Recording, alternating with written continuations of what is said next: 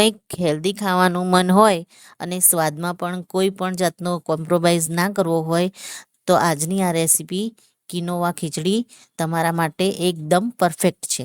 આ રેસીપી જોવા માટે વિડીયોમાં છેક સુધી જોડાયેલા રહેજો. નમસ્તે મિત્રો, સ્વાગત છે તમારું મારા નવા વિડીયોમાં. મિત્રો, આજે આપણે બનાવીશું કિનોવાની ખીચડી, જે વેટ લોસ માટે ખૂબ જ આપણે ખાતા હોઈએ છીએ. તો વેટ લોસ માટે તો આ બહુ જ ઉત્તમ છે. તો આપણે એક વાટકી કિનોવા લીધા છે અને એની સામે આપણે ફણગાવેલા કઠોળ, તમને જે કોઈ ભાવતા હોય એ તમારે લઈ લેવાના. તો મેં અહીંયા રાજમા લીધા છે અને ચણા લીધા છે. તો કિનોવાને આપણે સૌથી પહેલાં તો ચાળીને લીધા છે. ઝીણી ચાળણી વડે આપણે ચાળી દેવાના, તો એમાં કોઈ ડસ્ટ હોય કે કચરો હોય તો નીકળી જાય. તો કિનોવાને આપણે 2 થી 3 પાણીથી આપણે ધોઈ અને કુકરમાં આપણે બોઇલ કરી લઈશું. એમાં રાજમા અને ચણા પણ એડ કરી દઈશું. મિત્રો, કિનોવા સરસ એવા કુકરમાં થઈ ગયા છે. આપણે અલગ વાસણમાં કાઢી અને એને વઘારી લઈશું. મિત્રો, આપણે ખીચડીને વઘારવાની શરૂઆત કરી દઈશું. આપણે કુકરમાંથી બોઇલ કરેલી કિનોવા અને આપણે ખલાળેલા કઠોળ જે એડ કર્યા હતા એની ખીચડી બોઇલ કરી અને રેડી કરી અને કાઢી લીધી. હવે તેલ એડ કરી તેલને થોડું ગરમ થવા દઈશું. એમાં જીરું એડ કરી દઈશું. જીરું થોડું ગરમ થાય અને એમાં સિંગ એડ કરી દઈશું. સિંગને ગરમ થવા દઈશું. આપણે સૂકું એક મરચું લીધું છે, 2 થી 3 આપણે લવિંગ અને 5 થી 6 આપણે મરી લઈ લઈશું. વઘારને સરસ તેલમાં ઉતરવા દઈશું. ત્યારબાદ ઝીણી સમારેલી આપણે ડુંગળી આમાં એડ કરીશું. મીડિયમ સાઈઝની ડુંગળી લીધી છે અને આપણે આમાં કિનોવાને આપણે જ્યારે બોઇલ કરીએ ત્યારે એમાં મીઠું અને હળદર તમારે એડ કરી દેવાની.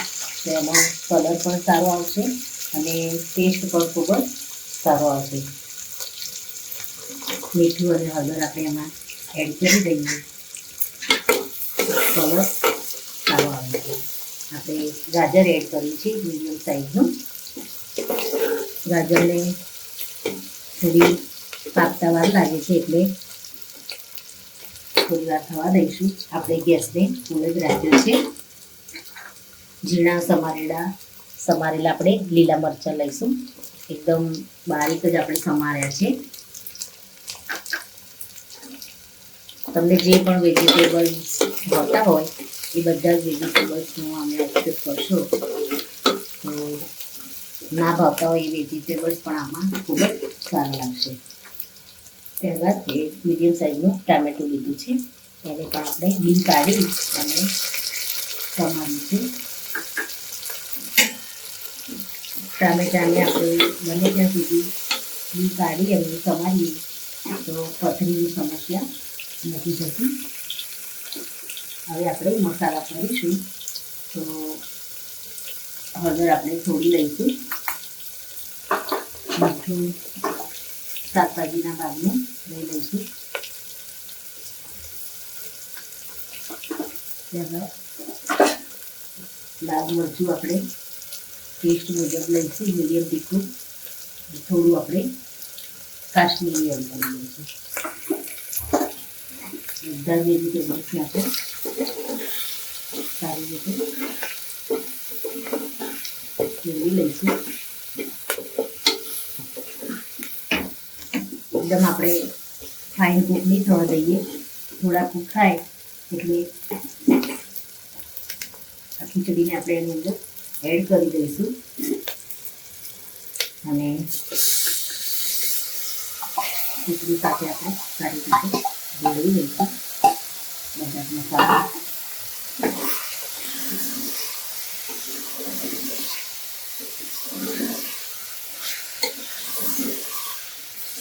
થોડું આપણે જરૂર પૂરતું પાણી એડ કરી દઈશું તો ખીચડી પણ એકદમ સરસ એવી ઢીલી રેડી થશે અને વેજીટેબલ્સ પણ આપણા જે છે એ સરસ એવા કૂક થઈ જશે અંદર.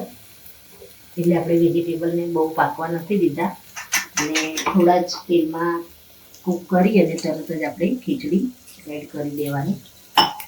હવે આપણે જેટલું જોઈએ એટલું પાણી એડ કરી અને બસ ખાલી એક સીટી આવવા દઈશું. ખીચડી આપણી એકદમ ગરમ જ છે ને વેજીટેબલ સરસ એવા એની અંદર કૂક થઈ જશે. કોથમીર એડ કરી દઈશું.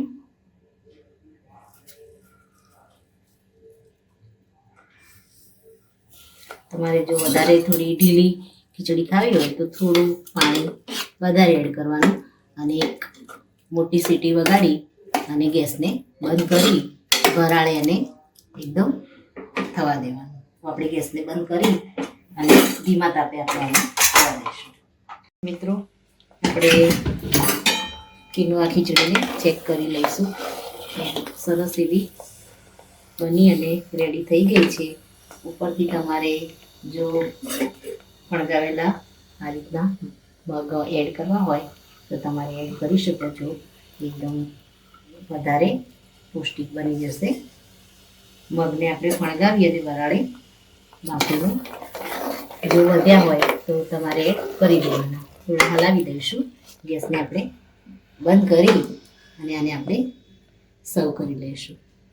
મિત્રો, રેડી છે હાઈ પ્રોટીન, ફાઈબર અને વિટામિનથી ભરપૂર એવી કિનોવાની ખીચડી. વેટ લોસ જો તમે કરવા માંગતા હોય તો તમે આ રીતે ખીચડી બનાવી અને લઈ શકો છો. મિત્રો, આ સાથે મારો વિડીયો પૂરો થાય છે. જો મારો વિડીયો તમને ગમ્યો હોય તો લાઈક, શેર અને સબસ્ક્રાઈબ કરવાનું ભૂલશો નહીં. અને જો મારી ચેનલ ઉપર તમે નવા હોવ તો કમેન્ટમાં જરૂરથી લખો કે આ રેસીપી તમને કેવી લાગી. ફરી મળીએ નવા વિડીયો સાથે. ત્યાં સુધી આવજો. Thank you.